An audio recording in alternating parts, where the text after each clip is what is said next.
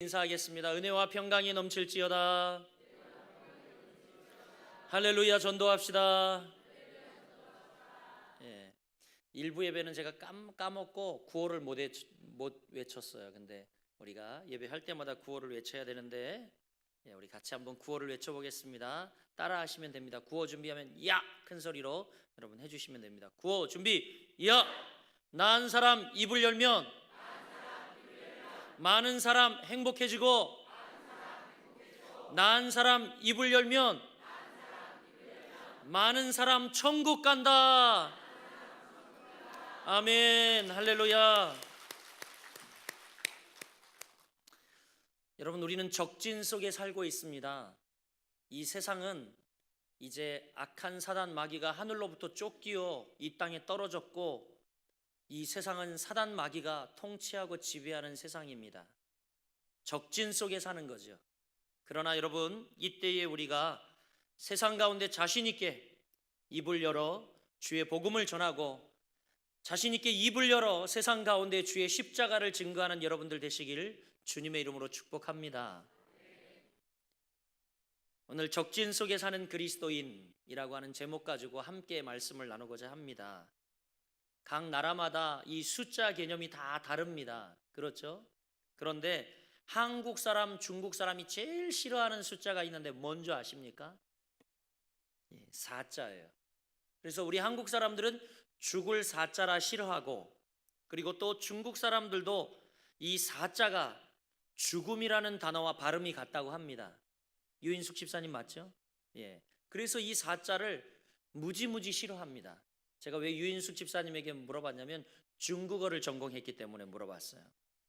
거짓말이 아니라는 사실을. 그래도 중국 사람들이, 한국 사람들이 이렇게 4자를 싫어하는 것을 보면, 여러분 뭐 관공서 건물이나 아니면 병원 이런 데 가보면 확연히 드러나죠. 그렇죠? 그래서 중국도 그렇고 한국도 그렇고 공통적으로 4층이 없습니다. 4층에 가면 뭐라고 써 있냐면 F자가 써 있어요. 그렇죠? F. 그리고 또 어떤 건물은 3층까지 올라가다 보면 갑자기 5층이에요. 그 다음 층이. 4층 기분 나빠 안 만드는데, 특히 어디요? 병원은 4층을 만들지 않더라고요. 여러분, 이렇게 한국 사람, 중국 사람은 4자를 싫어하는데, 반면 기독교 문화권에서 싫어하는 숫자가 있는데, 그 숫자가 뭔지 아십니까? 뭐라고 막 그러셨는데 6자. 그런 줄 아셨죠? 그런데 제일 싫어하는 숫자는 사실 13이라고 하는 숫자입니다. 물론 여러분 6자도 싫어해요. 6자도 이게 사단을 상징하는 숫자라 싫어하는데 13이라고 하는 숫자를 싫어합니다. 13은 가론 유다의 숫자다 해가지고 싫어해요. 그리고 이 13일의 금요일이 되었다 그러면, 예수님이 십자가에 못 박힌 성금요일과 13이 겹치면, 야, 이건 정말 안 좋은 일이 일어날 불길한 날이다 이래가지고 어떻습니까? 그때가 비행기 예매율, 호텔 예매율, 여행 예매율이 가장 낮대요. 이때 가면 그냥 거의 거절해, 공짜래요. 이 정도로 13이라는 숫자를 싫어합니다. 그런데 13이라는 숫자를 싫어하는 이유는 이렇게 가론 유다에게서 기인하기도 했지만, 또 여러분 오늘 요한계시록 우리가 보고 있는 말씀이 요한계시록 몇 장이죠? 13장. 여기에서도 기인합니다. 이 요한계시록 13장을 마귀의 장, 사탄의 장이라고 부릅니다. 왜냐하면 12장 9절에서 보았듯이 큰 용이 내쫓기니 옛뱀 곧 마귀라고도 하고 사탄이라고도 하며 온 천하를 꿰는 자라. 그가 땅으로 내쫓기니 그의 사자들도 그와 함께 내쫓기니라. 그러니까 하늘에 하나님 섬기고 있던 이 천사들이 말이죠, 하나님과 같아지려 하다가 악한 마음을 품고 있다가 이제 하나님으로부터 내쫓기게 되는데, 그들이 어디로 떨어졌다고요? 어디로 내려왔다고요? 내쫓겼다고요? 땅으로. 같이 봐놓고도 모르시네. 땅으로 내쫓기니 그의 사자들, 즉 사단의 졸개들도 함께 내쫓겼다라고 12장 9절 말씀에 기록이 되어 있습니다. 마귀는 이렇게 쫓겨났죠. 그래서 여러분 이 요한계시록 13장을 보면 여기엔 마귀에 대한 이야기가만 나와요. 사탄에 대한 이야기만 나옵니다. 그래서 13이라는 숫자를 싫어합니다. 이 요한계시록 13장을 보면 크게 두 부분으로 나뉩니다. 1절부터 10절 그리고 11절부터 끝까지 이렇게 나누는데 1절과 11절 공이 짐승이 나와요. 두 짐승이 나오는데 먼저 1절에는 바다에서 나온 한 짐승이 나오고 11절에는 땅에서 나온 한 짐승이 나옵니다. 다 뭘 상징할까요? 그동안 그렇게 얘기했는데 마귀 사탄을 상징한다니까요. 그래서 마지막 때에 이 땅으로 쫓긴 마귀가 바다에서 올라오고 땅에서 올라와서 어떻게 성도들을 미혹하는지 그 이야기가 전개되고 있어요. 급기야 13장 후반부에는 여러분이 그렇게 잘 아는 666 짐승의 표도 나오고 있다라는 거죠. 그런데 여러분, 이렇게 1절에서 11절에서 나오는 짐승 모두가 다 마귀인데 첫째 짐승은 정치적 힘을 가지고 등장합니다. 그래서 1절부터 10절까지 말씀 보면 정치적 힘을 가지고 등장해서 사람들을 좌우해 버리죠. 그런데 이제 11절부터는 정치적 힘이 아닌 둘째 짐승은 거짓 선지자로 등장합니다. 그래서 미혹된 말을 막 전합니다. 그런데 모양을 보니까 겉으로는 양 같다, 양처럼 보인다라고 이야기를 하고 있죠. 그러나 말을 들어보면 뭐예요? 마귀입니다. 마귀. 예수님처럼 비슷하게 비스그리하게 보이나 이것은 뭐죠? 거짓 그리스도. 그래서 우리는 마귀, 거짓 그리스도인 그리스도다 이렇게 이야기를 하죠. 그렇습니다, 여러분. 이적도 행하는 아주 무서운 놈입니다. 막 이적도 행하잖아요. 지금 막 뭐가 툭툭 떨어지게 하고 그러잖아요, 그죠? 이적도 행합니다, 이게. 예. 마귀는 이렇게 교회와 성도들을 핍박할 때에 두 종류의 힘을 가지고 접근하는 것을 볼 수 있어요. 외적으로는 정치적 힘을 가지고, 그리고 내적으로는 거짓 선지자를 통해서 가짜 진리에 미혹당하게 성도들을 미혹시키고 있다라는 것입니다. 지금 전 세계적으로 보아도 그렇습니다. 정치적으로 마귀는 이제 권력을 가지고 와서 예수를 믿는 것을 핍박하는 나라가 생기기 시작합니다. 예수 믿는 것을 정치적 힘으로 프레셔하고 핍박을 해요. 그리고 여러분, 우리처럼 믿음의 자유가 있다 하는 것은 어떻습니까? 신기하게도 말이죠, 가짜들이 수두룩 빽빽합니다. 정말 최근에도 여러분 뉴스를 보았잖아요. 미투 운동이 확산되면서 여러분 계속 지난 주간 탑 뉴스가 뭐였습니까? 검색어 1위 만민중앙성결교회 이재롱 목사 성추문 사건, 집단 성행위도 하다, 막 이런 사건이었잖아요. 여러분 뉴스 안 보고 사시죠? 그런데 그랬어요. 세상 사람들은요, 이 이재록이 거짓 선지자인 줄 모르는 거예요. 만민성결교회다, 그러니까 성결교회인 줄 아는 거예요. 같은 기독교물인 줄 아는 거예요. 그러나 분명 거짓 선지자요, 거짓을 전하는 여러분 이미 판명난 이단 아닙니까? 지금 여러분 마귀 사탄은 이렇게 우리가 살고 있는 이 시대에 어떤 방법으로 공격을 합니까? 요한계시록 저작 당시와 똑같이, 그리고 거기에 예언된 사건과 똑같이 먼저 정치적 힘으로 우리를 프레셔하고, 그리고 그도 할 수 없으면 어떻게 해요? 거짓 선지자들을 보내 우리를 미혹하는 시대에 살고 있다는 것입니다. 우리 옆 사람에게 이야기합니다. 정신 바짝 차립시다. 여러분, 그러므로 우리는요, 어떻게 해야 할지 지금 고민해야 될 때입니다. 마지막 때가 되면 될수록 복음 증거를 하여 많은 사람들의 이름을 우리는 생명록에 기록되게 해야 할 줄 믿습니다. 이게 교회의 사명 아니겠습니까? 8절 말씀 같이 한번 보겠습니다. 8절입니다. 시작. 죽임을 당한 어린 양의 생명책에 창세 이후로 이름이 기록되지 못하고 이 땅에 사는 자들은 다 그 짐승에게 경배하리라. 굉장히 무서운 이야기가 나오죠. 마지막 때가 되면 이제 어린 양의 생명책에 그 이름이 기록되지 못한 자들은 그 짐승이 누구라 했어요? 마귀 사탄이라 그랬잖아요. 그에게 경배하게 될 것이다, 그를 섬기게 될 것이다 라고 이야기를 합니다. 누가요? 생명책에 그 이름이 기록되지 않은 사람들이. 그러니까 여러분, 이제부터 우리가 계속 강조해야 될 것은 뭡니까? 어린 양의 피로 생명책에 기록된 많은 사람들을 만드는 겁니다. 할렐루야. 이렇게 여러분, 여기 954명의 이름이 여기 달려 있는데, 어린 양의 책에 아직도 그 이름이 기록되지 못한, 어린 양의 생명의 책에 아직도 그 이름이 기록되지 못한 자들, 이들 여러분, 우리가 돌아오기를 간절히 바라며 이들 이름을 우리가 기록하여 하나님께 드리며, 하나님 이들이 돌아와 하나님 만나게 하여 주옵소서, 우리가 간절히 기도하고 있지 않습니까? 사랑하는 여러분, 그러니까 이제부터 우리가 계속 강조해야 할 것이 바로 어린 양의 피로 생명책에 기록된, 그 이름이 기록된 사람들을 만드는 것, 이것이 중요하다는 거죠. 어떻게 그런 사람을 만들 수 있을까? 어떻게 만들 수 있을까요, 여러분? 방법은 복음밖에 없습니다. 방법은 복음밖에 없어요. 예수 그리스도의 십자가의 복음을 증거해야 합니다. 할렐루야. 교회가 얼마나 많이 모이나, 얼마나 많이 부흥했느냐, 이거 다 지나갈 일들입니다. 여러분, 이 교회 건물이 얼마나 가겠습니까? 지금 저희가 입주한 지 20년 되었어요. 성전을 짓고. 얼마나 가겠습니까, 여러분? 영원하지 못합니다. 진짜 준비해야 될 것이 뭔지 아십니까? 열심히 하나님의 복음을 증거하고 말씀을 증거해서 끝까지 짐승에게 경배하지 않을 진짜 그리스도인들을 세우는 일, 이 일들을 우리가 감당해야 할 줄 믿습니다. 우리가 할 일은 여러분, 오늘 본문에 보면 두 가지 일이에요. 많은 사람의 이름이 생명책에 기록되게 만드는 일, 여러분, 그것을 우리가 해야 할 줄 믿습니다.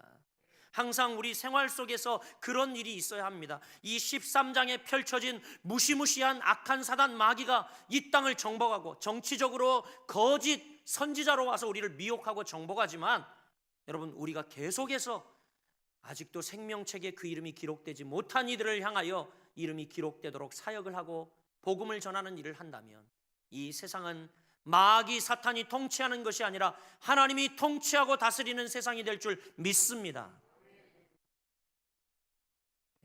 여러분, 설교 요약지에 보면 가로가 있어요. 우리의 할 일이 뭐냐? 첫째, 그게 뭘까요, 여러분? 맞습니다. 생명책에 많은 사람들의 이름이 기록되게 만드는 일입니다. 할렐루야. 우리 옆 사람 축복합시다. 생명책에 당신 이름은 기록됐수? 당연하지. 그렇다면 여러분, 우리가 뭐 해야 하죠? 이제 여러분, 기록되지 않는 사람들에게 그 이름이 기록되도록 여러분, 우리가 함께 해야 할 줄 믿습니다. 열심히 생명책에 기록되게 하기 위해서는 예수 그리스도의 복음 증거 사역을 해야 합니다. 사도 바울은 고린도전서 2장 2절에 이렇게 이야기합니다. 내가 너희 중에서 예수 그리스도와 그의 십자가에 못 박히신 것 외에는 아무것도 알지 아니하기로 작정하였습니다. 사도 바울이 이야기하는 거예요. 지금 나는 너희 중에 내가 공교롭게 내가 약속하는데 예수 그리스도와 그가 십자가에 못 박히신 것 외에는 내가 알지 않기를 작정한다. 왜 그랬을까요, 여러분? 바울이 이렇게 예수 그리스도의 십자가만을 붙들었던 이유는 오직 십자가의 능력만이 우리에게 구원을 주시는 능력이 되기 때문인 겁니다. 할렐루야. 다른 어떤 것으로 우리는 구원받을 수 없어요. 다른 어떤 것으로 우리의 이름이 생명책에 기록될 수 없습니다. 오직 예수 그리스도의 십자가, 복음의 능력만이 여러분, 우리의 이름을 생명책에 기록할 수 있게 만드는 줄 믿으시길 바랍니다. 여러분, 우리는 그래서 마지막 때에 이런 싸움을 벌여야 합니다. 복음으로 무장된 사람들, 예수 그리스도의 피로 무장된 사람들, 여러분, 그러한 많은 사람들, 우리가 여러분, 바로 여러분이 되어야 할 줄 믿습니다. 그런 사람들은 아무리 거친 세상의 바람이 불고 핍박과 환난의 바람이 불어도 남게 될 줄 믿습니다. 오늘 본문에도요, 여러분, 생명책에 그 이름이 이미 기록된 자들은 건들지도 못해요. 그런데 아직 기록되지 않은 자들, 그들이 사단에게 경배하고 절하고 사단을 섬기는 일이 벌어진다는 거죠. 사랑하는 여러분, 이제 여러분, 한참 우리가 지나고 보면 다른 모든 것들은 다 사라져버리고 말 겁니다. 오직 누구만 남을까요? 복음, 안에 있는 사람만 남게 될 줄 믿습니다. 할렐루야. 복음 안에 있는 사람, 생명책에 그 이름이 기록된 사람만 남게 될 줄 믿어요. 우리 캐나다에 저희 이제 이 아버님이 사시는데, 이 캐나다 땅이 굉장히 비옥하다고 합니다. 그래가지고 농작물을 심으면, 그리고 나무를 심으면 땅이 얼마나 비옥한지 쭉쭉 자란대요. 햇빛 좋죠, 땅 비옥하죠. 그러니까 나무가 어떻게 해요? 쭉쭉 자라는 거예요. 상상이 안 가죠. 나무도 옥수수도 자라는데 우리나라에서는 옥수수 심어봐야 제 키 넘는 거 별로 없습니다. 그런데 여러분, 캐나다에서는 옥수수를 심으면 이 옥수수 나무가 있잖아요. 옥수수 나무가 4m, 높게는 5m까지 올라간다. 쫙쫙 올라간답니다. 그러니까 그런 밭에 들어가면 찾지도 못해요, 그죠? 근데 바람이 한번 불면 어떻게 될까요? 다 쓰러져 버리는 거예요. 뿌리채 뽑혀서 다 쓰러져 버리는 거예요. 왜요? 뿌리가 없으니까. 뿌리가 없으니까. 그런데 여러분, 저 사이판에 가면, 사이판 이렇게 언덕에 가면 한 2m 정도밖에 안 되는 나무들이 있어요. 근데 가이드가 이야기를 하는 거예요. 이 나무가 1000년이 넘은 나무입니다. 이 2m도 안 되는 나무가 1000년이 넘은 나무래요. 깜짝 놀랄 일이죠. 와, 깜짝 놀란 겁니다. 근데 이 나무가 1000년 동안 어떻게 이 언덕에 버티고 있냐 그랬더니, 사이판이 그 바다 한가운데 있잖아요. 그러니까 여기저기서 불어오는 온갖 바람을 다 이기려면 뭐예요? 방법은 뿌리를 깊이 내리는 방법밖에 없는 거예요. 그래가지고 무려 이 나무를 옮겨 심으려고 파봤는데 포기했대요. 뿌리가 20m를 팠는데도 뿌리가 있더랍니다. 어마어마하죠, 그렇죠? 그러니까 여러분, 나무는 2m밖에 안 되는데 밑으로 10배 되는 20m 내려가도 뿌리가 있으니 이 나무가 흔들립니까? 안 흔들립니까? 안 흔들리는 거죠. 맞습니다, 여러분. 그런 나무는 아무리 비바람이 불고 태풍이 몰아쳐도 뽑히지 않습니다. 나무가 여러분 높이가 중요한 겁니까? 아닙니다. 겉에 보이는 높이보다, 겉에 보이는 크기보다 여러분 뿌리를 기르는 싸움을 해야 할 줄 믿습니다.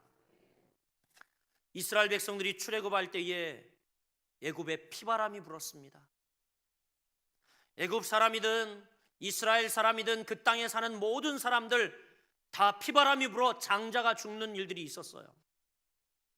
그러나 살아남은 가정은 어린 양의 피를 문설주와 임방에 바른 가정은 죽음의 재앙이 그 가정을 덮치지 못하고 다 넘어가 버렸습니다.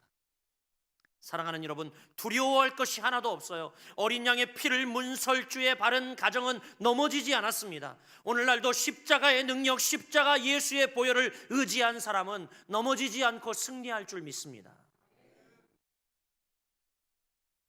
두려워할 것이 하나도 없는 겁니다, 여러분. 여러분 이름이 생명록에 기록되었다면 두려워할 것이 하나도 없는 거예요. 비바람이 몰아치고 세상이 바뀌고 여러분 이 세상에 마귀 사탄이 떨어져 지배하고 통치할지라도 두려워할 것이 없는 겁니다. 할렐루야. 요한계시록 이 말씀은 원래 핍박받는 성도들에게 쓰여진 책입니다. 그런데 어떤 신학자가 이런 이야기를 하더라고요. 요한계시록 13장을 읽고 마음에 두려워하는 마음이 생기는 사람, 그 사람은 구원받지 못한 사람이다. 뭐 꼭 그렇다는 건 아니지만 그렇다는 거예요. 왜냐하면 믿음의 사람들은 두려워할 일이 하나도 없다는 거죠. 요한계시록 13장 보면 어마어마하게 무섭잖아요. 그잖아요. 사단 마귀가 막, 그런데 여러분 생명책에 기록된 이들은 건들지 못했다는 거죠.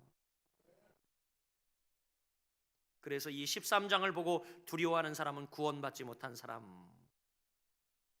요한계시록 13장을 읽고 난 다음에 예수를 믿는 사람, 내가 어린 양의 책에 기록된 사람이라고 확신이 있고 내가 구원받고 있다고 생각하는 사람은 걱정할 것이 전혀 없는 겁니다. 이길 능력을 주님이 주시고 이길 수 있도록 뿌리를 주시고 빨리 그 깊은 뿌리와 확신 가운데 우리가 믿음의 뿌리를 깊이 내린다면 여러분 두려워할 것이 전혀 없어요. 한 가지 일례를 들어볼까요? 여러분 중국이 그랬습니다. 중국을 보십시오. 중국의 복음이 증거되었는데 안타깝게도 여러분 1949년 6.25 전쟁이 막 터지기 한 해 전 중국이 공산화되면서 예수를 아주 법적으로 못 믿게 했습니다. 뿐만이 아니라 더 놀랍게도 1966년에 문화대혁명이 일어나면서 중국이 예수 믿는 사람들을 다 색출해서 모조리 다 죽였어요. 사형에 처했습니다. 여러분, 이제 중국 땅에서 복음이 사라졌고 믿는 사람들이 다 사라졌을 거라고 생각이 되었어요.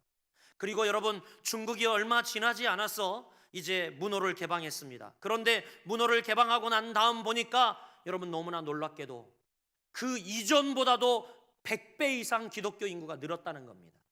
할렐루야, 할렐루야. 왜 그런 일이 벌어졌죠, 여러분? 왜요? 아무리 핍박의 바람이 분다 할지라도 복음의 뿌리가 남아 있었기 때문입니다. 오늘 우리도 그런 사람들을 키워야 할 줄 믿습니다. 바람 한번 불면 하나도 남기지 아니하는 그런 교회를 키워서는 안 되고 그런 영혼들을 키워서는 안 됩니다. 저는 이번에 청소년 지도자 연수를 갔는데 그 수요 예배도 그 시간 겹쳐 있고요. 막 그랬어요. 근데 예배도 못 드릴 상황이고 말씀도 볼 상황이 아니에요. 그리고 이 연수 기간 내내 뭐 술만 먹었다 뭐 이런 이야기도 있고, 또 방 사람들 가보니까 크리스천이 한 명도 없습니다. 예. 근데 계속해서 저랑 같이 여 천안에 나가서 술 마시자고 저를 꼬드기고요. 꼬드기다 안 되니까 뭐라고 이야기하냐면 교회 다니는 사람들을 막 비방합니다. 조롱하고. 근데 저 혼자라도 묵상하고 아침에 일어나서 기도하고 그리고 식사하러 가서 일부러 많은 사람들, 우리 부님조 많은 사람들이 있지만 두 손을 모으고 하나님께 기도했어요. 그 사이에 자기들은 먼저 먹으면서 비웃기도 하고 조롱하기도 합니다. 그러나 그렇게 하면서 이런 생각이 갑자기 들더라고요. 이런 찬바람보다, 아니 더 심한 찬바람이 한번 불면 진짜와 가짜가 갈라지겠지, 그런 생각이 들더라고요. 저는 정말 그것을 한번 보고 싶었습니다. 핍박이 와도 마찬가지죠. 핍박이 오는 것을 여러분 두려워합니까? 아니요, 그럴 필요 없어요. 그것을 통해 진짜와 가짜가 드러나게 될 것입니다. 내가 진짜인지 가짜인지 나도 모르잖아요. 그렇잖아요, 여러분. 그런데 우리가 언제 알 수 있습니까? 여러분 삶 가운데 고난이 찾아오고 환난이 찾아오고 시련이 찾아오고 하면 여러분 진짜 그때 드러납니다. 진짜는 그때 더 하나님을 붙들고, 진짜는 그때 더 하나님 예배당에 나와서 하나님과 씨름하고 하나님과 결판 짓죠. 증명이 그때 되어지지 않습니까? 내가 진짜인지 가짜인지 나도 모르잖아요. 여러분 옆 사람에게 물어보세요. 당신 진짜요 가짜요? 물어보시라니까요. 왜 못 물어보세요? 그러나 그런 일을 당하고 승리하고서 우리는 하나님 앞에 고백합니다. 하나님 감사합니다. 핍박을 이길 수 있는 믿음을 주시니 감사합니다. 하나님 감사합니다. 시련을 이길 수 있는 믿음을 주시니 감사합니다. 여러분 그러면 되는 거 아닙니까? 왜 어려움을 두려워하십니까? 왜 핍박을 두려워하십니까? 왜 환난을 두려워하십니까? 그것 때문에 여러분의 믿음이 증명되어질 줄 믿습니다. 우리는 그런 인생을 살아야 할 줄 믿습니다. 여러분, 교회가 무슨 기업체입니까? 숫자 많고 헌금 많은 것이 자랑입니까? 아니요, 그것은 절대 자랑이 될 수 없습니다. 그것들은 복음을 증거하는 데 활용하는 것이 목적이지 그것이 교회의 궁극적인 목적이 될 수 없습니다. 우리의 자랑은 바울 고백처럼 오직 예수 그리스도의 십자가 외에는 다른 것이 없는 줄 믿으시길 바랍니다. 우리의 자랑은 예수 그리스도의 십자가 외에는 자랑할 것이 없어요. 여러분, 교회는 원래 그런 거예요. 원래 그것이 원래 교회의 본질이에요. 교회가 자랑할 것은 예수 십자가 외에.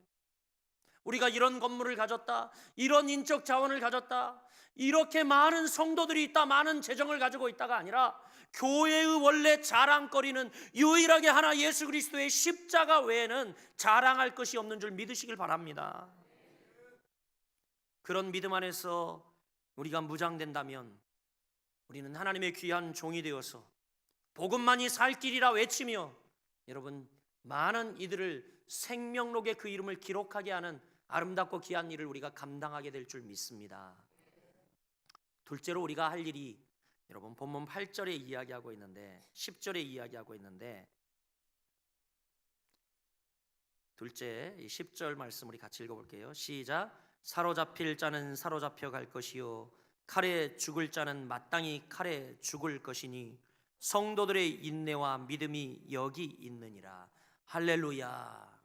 아까 이야기했듯이 생명록에 그 이름이 기록되지 않은 자들은 사단 마귀에게 경배하고 그리고 그들에게 끌려다니다가 칼에 죽을 자들은 죽고 그리고 또 뭐 이렇게 여러분 그렇게 되는데 우리 믿음의 성도들의 인내와 믿음이 궁극적으로 승리를 만들 것이라고 이야기하죠.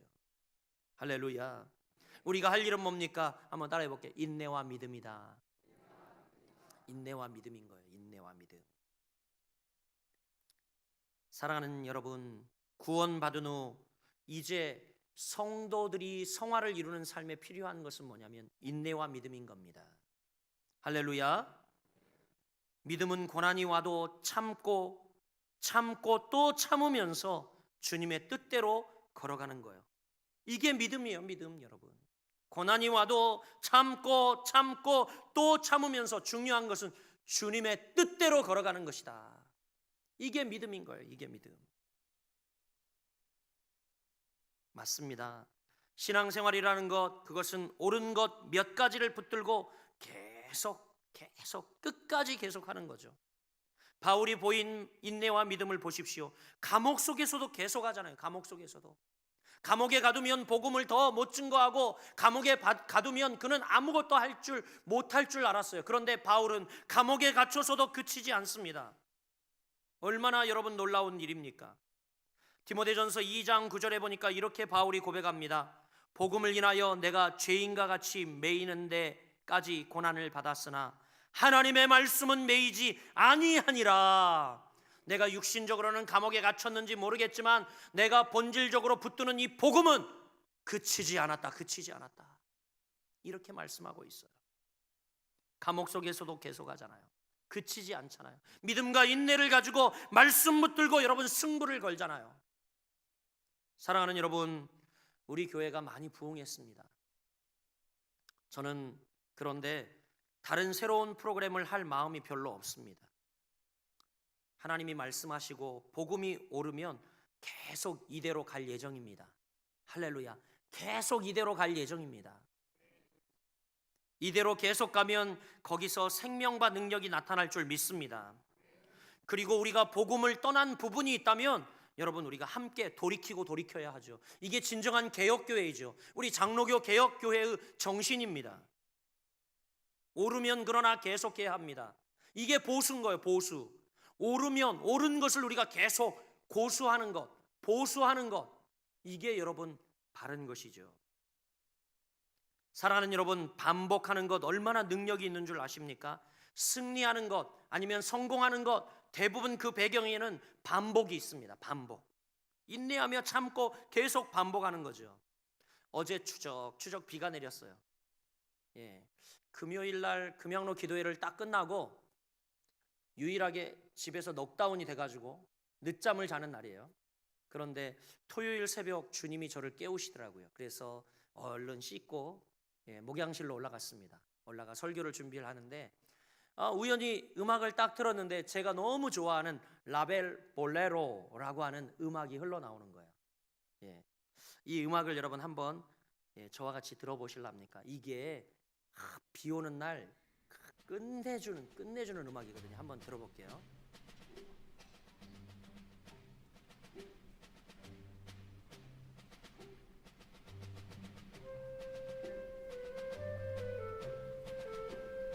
다 눈 한번 들어보셨죠, 그렇죠?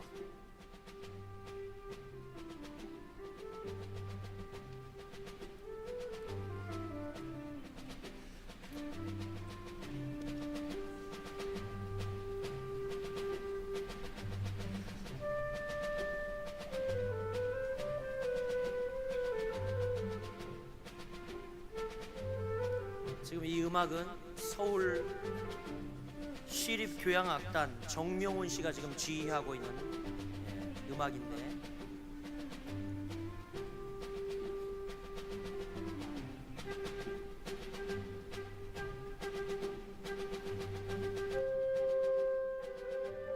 무슨 특징이 발견되지 않습니까?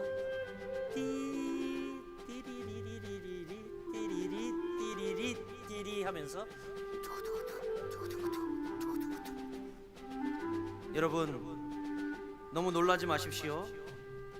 이 동일한 멜로디가 16분 동안 169번이 반복됩니다. 예, 처음에는 작은 북이 툭 치다가 플룻이 나오고, 그 다음에 또 치다가 클라리넷이 같이 돕고, 그 다음에 비올라가 들어가고 팀파니가 들어가고, 똑같은 음악인데 똑같은 멜로디가 169번이나 반복이 돼요. 16분 동안. 예, 끝까지 다 들려드리려면 점심 드시기 힘드니까 16분 동안. 그러다가 마지막 한 줄만 멜로디가 달라요. 짜자잔 하면서 끝납니다. 16분 동안 딴 따라라라라라 따라라 따라라. 예. 세상에 이게 몇 번 반복된다고요? 169번. 잠시 들었지만 여러분 지루합니까? 아니요. 저는 매번 이 음악을 들을 때마다 한 번도 지루함을 느껴본 적이 없어요. 그리고 이 음악에 대해서 알기 전까지 이게 169번 반복되고 있다는 사실조차도 몰랐어요. 왜냐하면 169번이 다 다르게 들려. 다 다르게 들려. 왜일까요? 어떨 때는 처음에 작게 짠 짜자잔 짜자잔 짜자, 그러다 짜자잔 짜자잔 짜자잔 짜자잔 짜자, 이렇게 169번이 말이죠. 전혀 지루하지 않더라고요. 새로운 리듬이 없는데, 새로운 멜로디가 없는데 하나도 지리하게 들리지 않습니다. 여러분, 이 음악의 음자도 모르는 사람도 볼레로의 선율을 다 압니다. 흘러나오면 흥얼거리게 되죠. 계속 반복되니까, 저런 선율이 계속 반복되니까. 여러분, 많은 사람들이 저 음악에 빠져버립니다. 그 반복의 맛에 빠져버리죠. 볼레로를 보면서 제가 그냥 아침에 묵상하면서 이 볼레로를 들으면서 번뜩 떠오르는 생각이 있었어요. 아니, 복음도 볼레로를 하나 만들어야겠다. 아무도 아멘 안 하실 줄 알았어요. 야, 복음도 볼레로를 하나 만들어야겠다. 예? 작은 소리로 삶의 자리에서 시작했다가 강조되고 또 강조되고 또 강조되고, 나중에는 끝날 때 되면 모든 악기 다 동원해서 짜자잔 끝나는데, 나중에는 우리 모든 성도들이 함께 그리스도의 십자가만이 살 길이라 함께 연합하여서 함께 한 목소리를 가지고 세상에 나가 여러분 외치는 이 볼레로, 이 시대에 필요하지 않겠나라는 생각이 들어요. 여러분들은 복음 안에서 변화되었다고 하면서 왜 이런 것들은 작곡 안 하십니까? 수없이 여러분 교회 다니면서 복음에 대해서 듣고 이 복음으로 변화되었다 하면서 왜 복음의 볼레로를 작곡하지 않느냐 말이죠. 이렇게 똑같이 반복하는 것을 여러분 음악적 전문 용어로 오스티나토라고 부릅니다.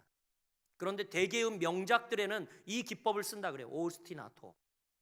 일례를 들어보면 베토벤의 대합창곡도 똑같은 선율이 반복된다고 합니다. 그런데 우리에게 더 큰 감동을 주죠. 여러분, 성도가 할 일이 뭡니까? 바로 이 기법이라고 생각해요. 하나님도 우리를 향하여 이 기법을 사용했잖아요. 여러분이 정말 볼레로처럼 169번 계속 반복되듯이 우리가 실패하고 좌절하고 넘어지고 하나님을 떠났을 때에도 우리를 찾아오셔서 계속 환경을 통하여 사람을 통하여 말씀합니다. 정의라, 내가 너를 붙들고 있다. 내가 너를 사랑한다. 내가 십자가의 피로 너를 구속하였다. 내가 너를 사랑한다. 사랑한다. 수없이 반복하시는 하나님의 볼레로를 여러분 들어보지 못했습니까? 그렇다면 여러분, 이제 우리가 여러분 이 복음의 볼레로를 작곡해야 할 때입니다.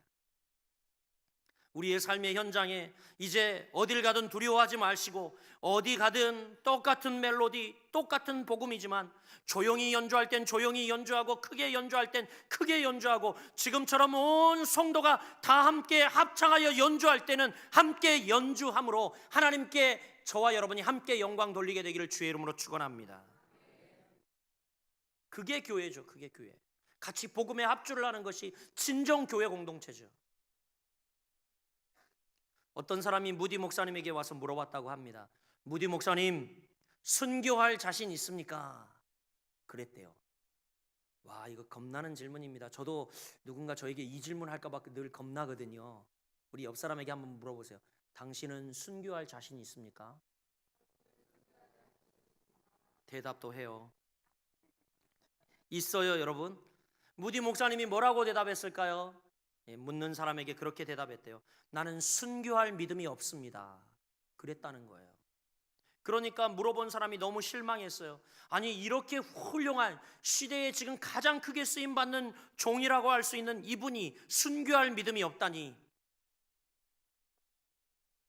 그래서 무디 목사님에게 따졌답니다. 목사님, 훌륭한 말씀 증거 사역자가 어떻게 순교할 믿음이 없이 말씀을 전하고 그리고 복음을 전합니까? 그러자 무디 목사님이 이야기하기를 이렇게 이야기를 했다고 합니다. 여보게, 지금은 순교할 때가 아니라 전도할 때이네.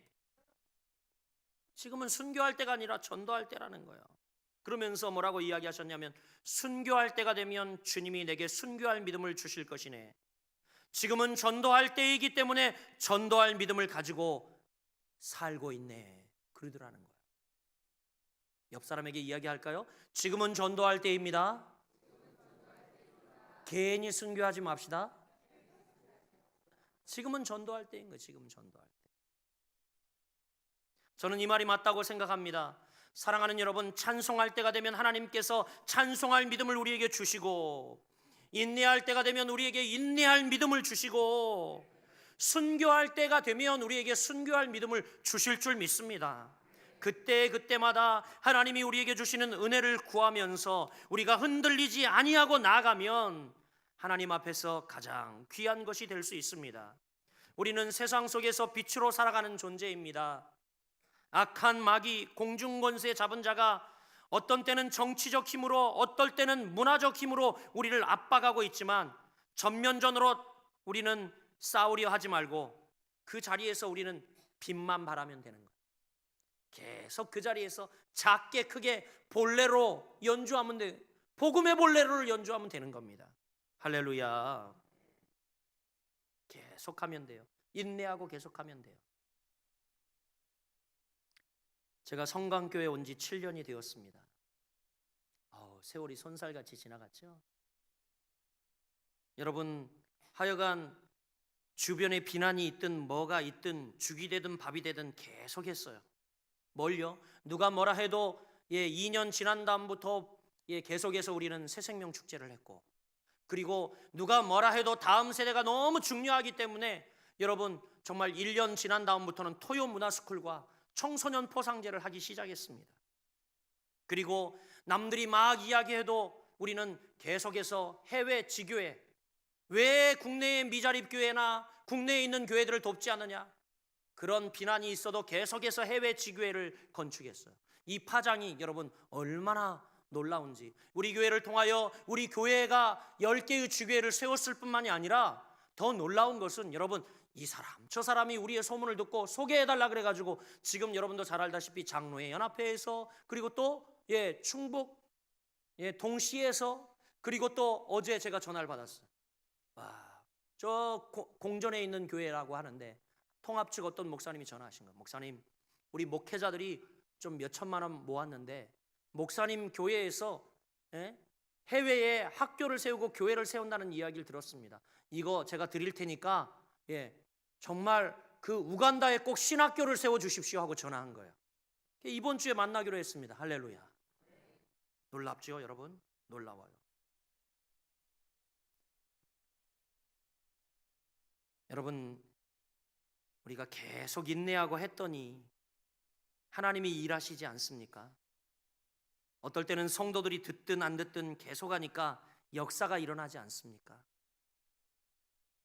오르면 여러분 계속 하는 거예요. 볼레로와 같이 169번이라도 계속 하는 겁니다. 오르면. 할렐루야. 그러면 하나님의 능력이 우리 가운데 임하게 될 것입니다. 여러분, 그것을 우리가 붙들어야 합니다. 그러기 위해서는 성도들의 인내와 믿음이 필요합니다. 이제 말씀을 맺으려고 합니다. 지금 우리는 어린 양의 생명의 책에 이름이 기록되어 있어야 합니다. 여러분, 기록되어 있습니까? 지금 우리는 어린 양의 생명의 책에 먼저 우리 이름이 기록되어 있어야 합니다. 누가 여러분 기록됩니까? 예수 그리스도를 믿고 십자가를 믿고 의지하는 백성들, 내가 죄인이라는 사실을 고백하고 내 죄를 씻을 수 있는 유일한 분은 예수 그리스도라는 사실을 믿고 확신을 하는 사람들, 그 사람들이 여러분 기록될 수 있는 거죠. 어린 양의 피로 생명책에 기록된 이름들입니다. 이 땅을 살아가면서 죽는 날만 기다리며 사는 것이 아니라 우리는 믿음을 가지고 살아야 할 줄 믿습니다. 하나님께서 우리에게 주신 능력을 반복하면 여러분 어떤 때는 작은 어떤 때는 큰 음을 내면서 여러분 더 큰 음을 내면서 살아갈 때에 놀라운 역사들이 일어날 줄 믿습니다. 이게 성도의 삶인 거예요. 계속해서 반복해서 하나님 뜻이고 옳은 일이라면 반복해서 생을 다 마치고 난 다음 우리가 하나님 앞에 갈 때에 스데반처럼, 하나님이 두 팔을 벌려 스데반을 환영했던 것처럼 우리가 생을 다 마치고 저 하나님 나라 갈 때에 우리를 향하여 하나님이 두 팔을 벌리고 환영해 주실 것을 믿으시길 바랍니다. 이게 인생이에요. 이게 참 인생이에요, 여러분. 이게 여러분 오래 남지 않았습니다. 얼마 남지 않았습니다. 우리 다 천국에서 봅시다. 우리 옆 사람에게 축복합니다. 우리 천국에서 봅시다. 기도하겠습니다.